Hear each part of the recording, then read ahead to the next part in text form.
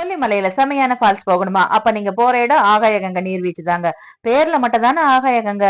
ஆனா அதல பாதாளத்துல இருக்குங்க. இங்க அங்கேயே விளைஞ்ச ஃப்ரூட்ஸ் எல்லாம் செமையா கிடைக்குதுங்க.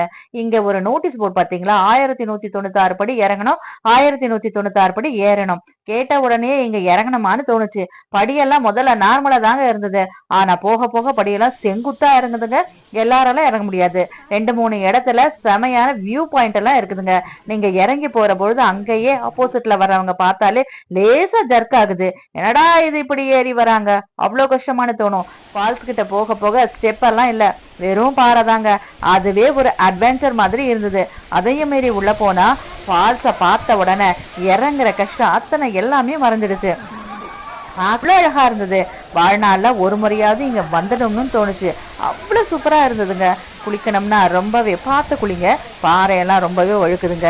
என்ஜாய் பண்ண செமையான இடம் தாங்க.